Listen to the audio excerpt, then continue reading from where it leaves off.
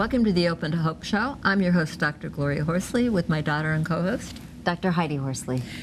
Well, Heidi, we've got a great show today, and it is with the Tragedy Assistance Program, TAPS, for the military. And the reason that I know it is dear to your heart is because you're on the National Advisory Council of TAPS, and you also do a lot of presenting with them, right? I do stuff with their siblings, their sibling program. They're a fabulous organization, and we will be talking about military families today. And like I said, I love TAPS, and I love the work that they're doing, so I'm very excited to have our guests on. All right, and we're going to show a video that we did with Bonnie Carroll, who started the organization, and we'll be talking about Bonnie today. She's an amazing person, has received the President's Medal of Honor, right, Heidi? Absolutely, and she is the president and founder, and she started the organization after her own husband died. And she'll be talking a little bit more about that, but we've got two amazing people here who work with TAPS. Do you want to introduce them, Heidi? I would love to. One of them is a dear friend of mine, and I've known him for many years, and I love both of these women. Our guests, so Zaneta Gileno and Emily Munoz. Hi. And Zaneta Gileno is a social worker. I met her many years ago in my class. She was one of my students at Columbia University, and we just hit it off. And she now works for TAPS, and she's the Director of Community-Based Care and Professional Education. And Emily Munoz is a surviving spouse. She's the director of the TAPS Inner Warrior Health and Wellness Program. And I saw her keynote, was it last year or the year before? Last year. And it was fabulous. She keynoted at TAPS.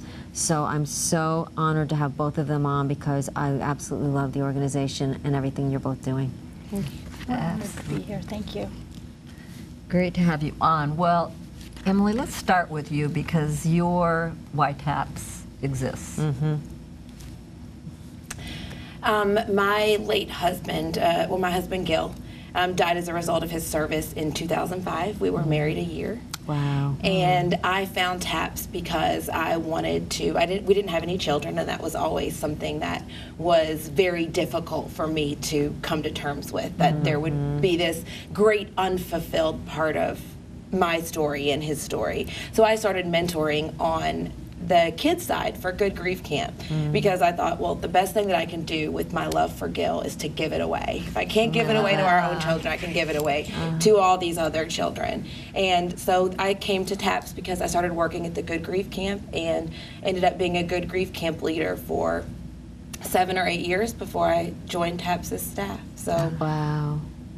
I love that, and my heart goes out to you in thanking him for his service, and he was amazing. He was a barrel-chested freedom fighter. Yeah, he was a freedom fighter. I mean, he was serious. He was badass in all the best ways. He was also the best individual I've ever known. Just the other day, actually yesterday, I found a list of financial instructions that he had left for me. And no PayPal, no online shopping. I violated all of that.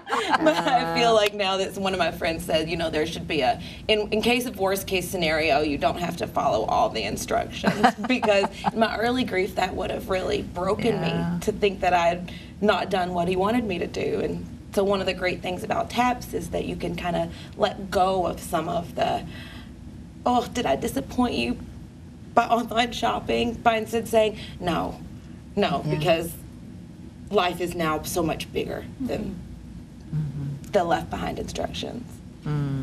I like that. Absolutely. I do too. And you know, I've told Emily this and Zaneta, I have a newfound respect for anyone that serves in this country because my son right now is at Fort Benning in infantry training and he graduates this Thursday. And I realize what all of our troops, all of our men and women out there go through to serve this country, and it's pretty unbelievable. So, you know, I think one of the things that is so difficult in the military community is that we become, well, everybody who's experienced a traumatic loss knows how it feels to become the worst case scenario. But we really are, when we're around military families, the Blue Star families, rather than kind of the Gold Star. And so it becomes kind of a responsibility. I know that when I walk into a room where everybody is still, their husbands are still alive, that I'm the person they don't want to be, but I also want to be the person that they can look to and say, if the worst case happens, these are the people that will pick me up and hold me and grab me. And so, you know, one of the things with that close-knit military community is you have the kind of the trauma of being the worst case scenario, but also this incredible opportunity to make people feel as though there is hope even before they might need it. Well, I was going to say that, Emily, because you can kind of be that person that says, even though I've been through hell and back, I'm still standing. And that's big.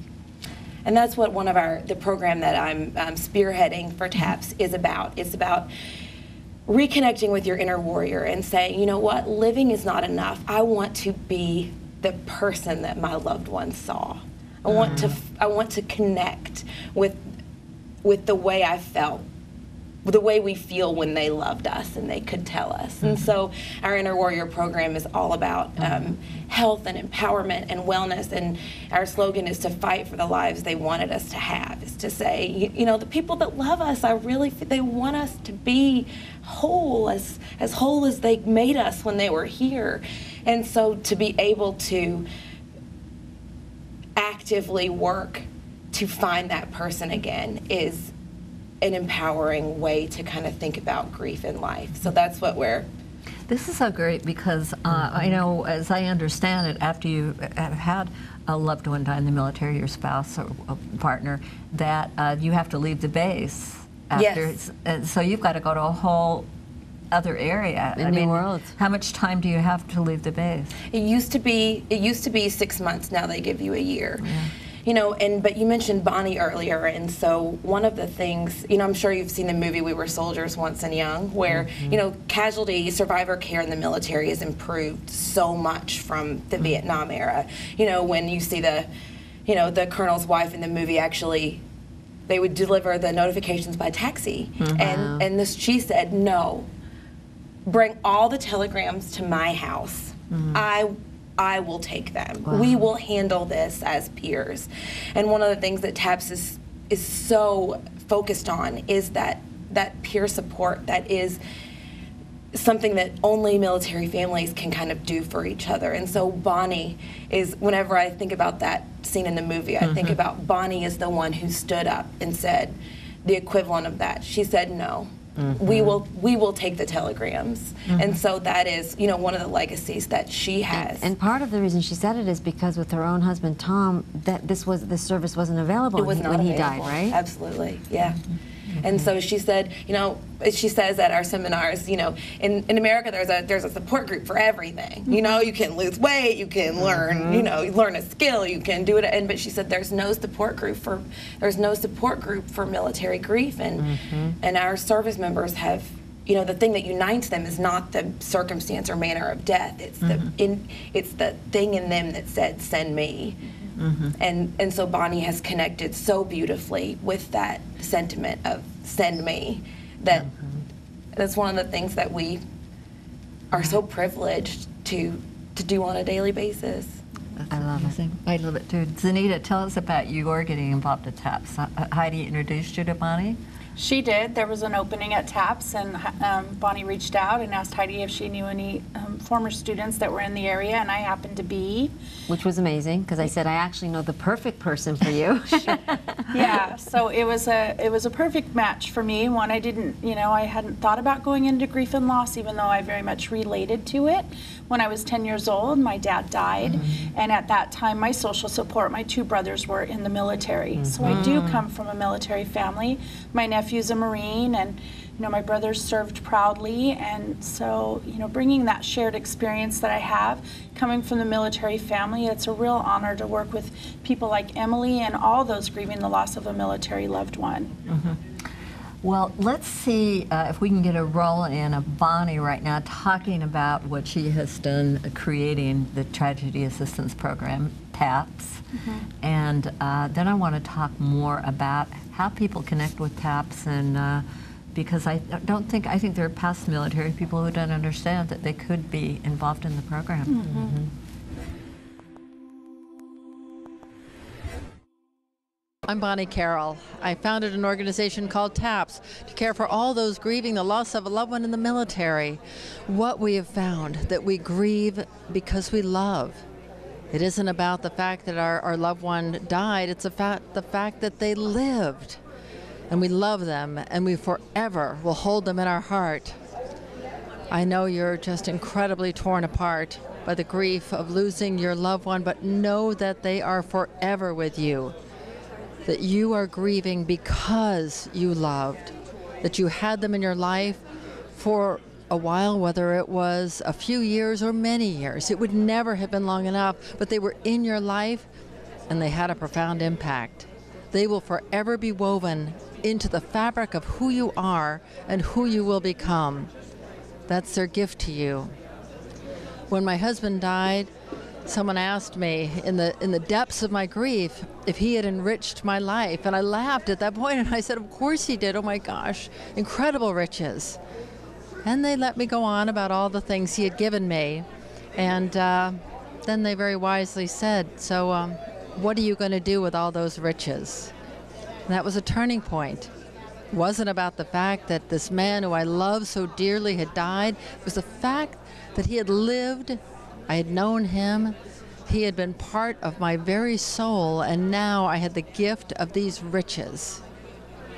And this is your loved one's gift to you, to know that they lived, and they loved, and that love, it goes on eternally. So amazing, isn't it? Absolutely. I mean, out of tragedy came something incredible, and she has helped thousands and thousands of people all over the world. I know, it's incredible. I mean, it's like TAPS is an organization that had to be there. You know, and it's amazing that it wasn't there, that Bonnie actually came in and created this whole organization. Now, who can come to TAPS and who's eligible? All those grieving the loss of a loved one in the military are eligible for our services. And those supporting the military mission, contractors, FBI, CIA. Contractors are also. Wow. Absolutely. Anyone in support of the military mission, if they're grieving, if they left that service member, we're here, and it's regardless of the circumstances or the location of the death, and it's regardless of their relationship to the deceased. So it can be a neighbor, a battle buddy, an aunt, an uncle, a grandparent. We're here to support them and make sure that the fact that their service member lived becomes something they get to carry on. That's neat. And you guys do fun things. We do. In addition to Emily's Inner Warrior program, we have regional and national seminars all over the nation, and we have expeditions, retreats. What else are some of the great programs? You went to Sedona? Yes, we have our own support groups and just wonderful ways for people to come together. And you even have something in Afghanistan, right, Zaneta? We do. We have a satellite office there where they're working with the widows of Afghanistan, really trying to bridge that gap and understanding that what really unites us all is the fact that we loved somebody, that we lost somebody, and great work is being done. The model of TAPS can be replicated for other populations. I know Bonnie's been going to London, she said. Yeah, we meet there with other widows, and they get together and share that journey, and it really unites people. So for those out there that are watching and want to go to the national conference over Memorial Day, talk a little bit about what to expect, what they can do, and they can also bring their children, which I love. Do you want to speak to it? Oh, yeah. Well, so our national seminar is, it looks like a huge family reunion because everybody's wearing their red shirts and they're eating barbecue, but it's so much more than that because Memorial Day is such a powerful weekend for surviving military families. And so we come together to grieve together, to love together, to really reframe the holiday as a living, breathing expression of our gratitude that they lived and the gratitude for what all of our service members have sacrificed on our behalf. At the National Seminar, they will listen to workshops, to your workshop and your sharing groups. They will be able to talk about trauma and loss. They'll be able to connect with people who share the same circumstance of death. I'm going to be teaching pound fitness classes so they can drum, they can fitness drum their cares away. Oh, I want to do that. That's we'll fun. be focusing on, supportive therapies, art, mindfulness, meditation, movement. In-laws? In-laws, yes. My mom's going to do something on the in-laws. We're so excited about I'm that. going to do a living sculpture, helping families sculpture their families.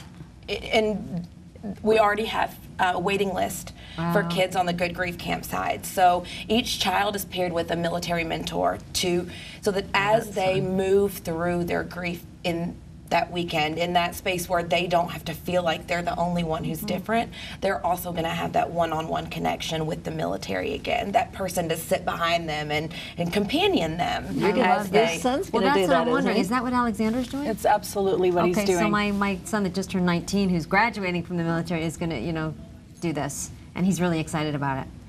It's transformational for our mentors, especially the ones that have lost someone, that have had a battle buddy die, or who are bringing home that survivor's guilt. It's a way for them to keep the battlefield promise. That's what we do at the National Seminar. We keep the battlefield promise. We say, we will make sure that we take care of the people that you leave behind, from the 4-year-olds to the 94-year-olds and everything in between. And it is, it's a tremendous experience. And for anyone who wants more information on the seminar, please reach out to us. There are peer mentors who will talk to you about what it's like to go to your first seminar, to your first national seminar. There's an orientation, there's workshops online. We just want everyone to feel that they're being welcomed with open arms. Absolutely. So there's workshops online. They can go online and they get Find out. like a prep course, so to speak. People will get together with the webcams and say, oh, I've never been to National Seminar. Peer mentor will talk with them and say this is what to expect, so people can go and have a sense of comfort about them and know that they're going to be welcomed with open arms. That's amazing. And I know that you guys even have a therapist on hand, like as a walk-in. I saw that last year. MFLACs. Yep. Military Family Life Counselors. So people who work on military bases, in addition to, so we do peer professional support, but we also have the Military Family Life Counselors who can provide just a listening ear or some crisis intervention. And you have therapy dogs walking around. I mean, you've thought about everything. I mean, it's a phenomenal, conference. So is it going to cost me? I mean, is there any financial help for me if I'm listening and want to do something? There is financial help available. If the waiting list makes it to where you're not able to come to that event, you can come to an event that's closer to your community, a smaller event, or regional seminars. A regional And seminar. there might be some financial help to go to the regional? Well, regional seminars, all you have to do is get there. Yep. Okay. Oh, really? We want That's amazing. Almost all of our TAPS events, except our two national seminars, we just want you to get there. If you get there, we will come to your car. We will hold your hand as you walk in. We will take care of your lodging. All you have to do is Really? show My up. lodging also and everything, as Your long as I can lodging, get there. Well, I know that At Bonnie's... Kleenex, we'll give Kleenex. You can have your own little box. Yep. That's amazing. I know Bonnie's Wraparound really care. good about making sure that there is wraparound care, and she'll say, Heidi, look, you're a psychologist, you're in here. If you see anybody leaving in the hall that needs help, support, can you just go up and touch base with them? And I love that she's really thinking about every person We're that's there. constantly patrolling. Yeah, you guys are good. And as we're aware, we teach everyone else as our peer support network to be aware. To be aware not only of what's happening for them internally, but what's happening for other people. And sometimes it's so much easier to carry somebody else's load rather than your own. So I think what we find at TAPS events as, when I can't even fathom the amount that my loss has changed my life, I can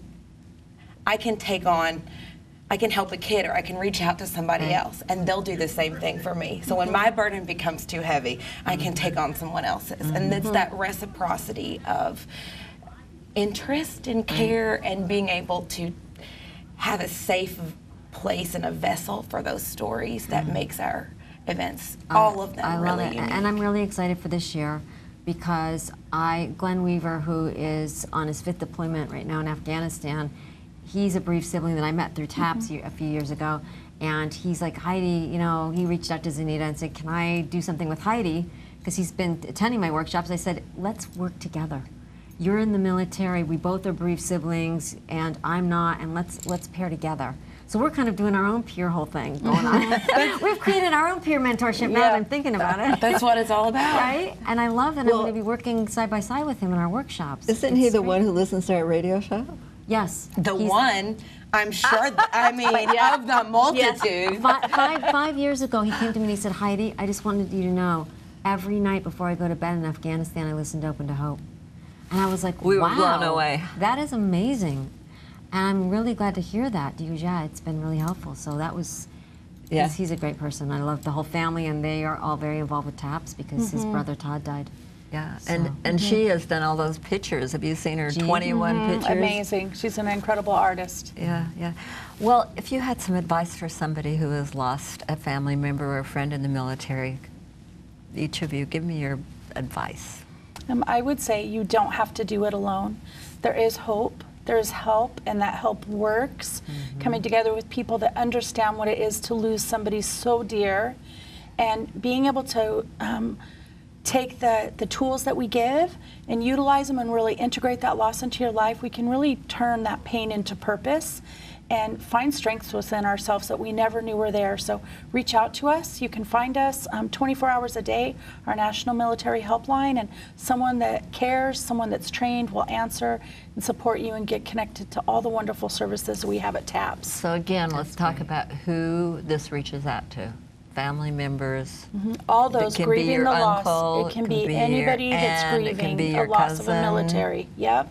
It can be your boyfriend. It can be your boyfriend, your fiance, often called now weonces. Oh, I like that, a weonce. A weonce. So TAPS is here for everyone that's grieving a military loved one or someone that was in support of the military mission. And reach out to us if you're not sure if our service is for you. Our 24 years of history, we have wonderful friends, and we'll do a warm transfer. We're never going to pick up that phone. I like that, a warm transfer. Yeah, we're never going to pick up that phone and say, sorry, our services are not for you. We're going to make sure you get connected to our community partner that is your peer, that is there to support you. But at TAPS, we are a family of military that comes together to support one another and really carry that load. What would you say? I would say that we're still their best thing. That's the one thing to remember. This one thing it was very easy for me to forget was without having my husband, it was very easy for me to lose touch with how much he wouldn't have wanted me to grieve as much as profoundly as I continued to do. And so I would say, you know, it is, yes, you have to be where you are. Let it come, let it be what it is. Let it go as you need to, but know that whatever pain that you're experiencing, that as much as the joys that we have, you know, been given as a result of our love, we can use the joys and the sorrow in service of something greater than ourselves. And if you can't do it now, you'll be able to do it eventually. Well, yeah, talk about that now. Talk about that first year and the first years and you're losing your dad, and, you know, for people who are watching and saying, oh, I should be better, look at these guys. Well, we don't want to tell anybody the second year is the worst, right? But it's not, it's good. But, you know, in my early loss, I was 26, and I thought that, so, you know, I was on a path, and I thought that, well, my path went this way, and eventually it would come back to join that of my civilian peers. What I didn't realize was that when that trajectory split, as the years of, it's been 12 years for me, I didn't realize that those points of comparison would grow farther apart. So in some ways, you know, as we all know, the grief journey changes, but it becomes a different sort of, truly a different path. And so I would say, you know, the first year, I would say I tried to focus on making helicopter motion, is what I call it, is don't worry about moving forward, just elevate. I like that. Perspective. Yeah. First few years, don't worry about what the path is going to look like. Don't worry about where it's going to go. Get perspective. If you're worried about how your motion is stopped, just move up. But I don't know. Those first few years are hard to look back on in a way that is. Yeah. Yeah. Zaneta, what would you say? Because you didn't have an organization like TAPS, and here you are 10 years old trying to deal with a dad dying. Yeah, I think one of the things that makes TAPS such an an important job for me is that I know the tools will work for people because I saw what it was like for me to really carry that grief. Yeah. It wasn't until in my 20s I really stopped and let the dust settle. You know, coming from a military family, it was, you know, pick yourself up, dust yourself off, and move forward. And, you know, it wasn't for lack of trying for my mom. She just didn't know what she didn't know. So now to be part of an organization where I can see, like Emily was saying, at the Good Grief Camp, I've had an opportunity to work the Good Grief Camp, do the activities with the kiddos and see how it can really help their lives. And in so doing, it helps my life as well. So I know these tools can help, and I know that people, no matter how far out you are from your loss, we know grief doesn't have a timetable. We know that you can't look at someone and go, well, it's been 5 years, they've fully integrated this loss, they're just about to adjust to their new normal. Especially for those of us that just kind of packed it away. The dark and painful part of grief, we just packed it away. So having opportunities to really open that box of grief and look through it and pull out some of the painful parts, it's really been transformative, and I see it in the lives of the families we work with, that there's great pain that comes from losing somebody you love, but with time, with support, with the right tools, it doesn't have to define you in a negative way moving forward. So you talk about tools several times. Have you got a tool? Have you got any tool that you particularly like that you'd like to suggest? For me, I really like the opportunity to speak about my dad. You know, people think, oh, it's been so long. My mom remarried a wonderful man, and I love him. I'm a daddy's girl through and through yet again. And but being open to hearing what people have to say about their loved one, not just about how they died or that they died in the military, but that they lived, and what was it about them that you loved, you know? I love to be able to talk about those things my dad shared with Zaneta, me. what was your dad's name? James. James. Okay. What a wonderful thing to be able to say that, James, that name, and your husband's name? Gilbert. Gilbert, yes. Being able to say James and Gilbert. Well, thank you so much for being on the show today and for all the work you're doing with TAPS, and we really appreciate it, and God bless you for all I can say for our wonderful military, too. And for your service, and I know that James and Gilbert are your shining lights. They're your guiding lights, and they would be so proud because you guys have embraced that inner warrior. So, yeah, I know that they're leading the way for both of you. Thank you. Thank you. Thank you. And thanks, everyone, for watching this show today. And as Heidi and I always like to say, please lean on our hope until you find your own. And also, for the military families, please lean on TAPS also until you find your own. And God bless.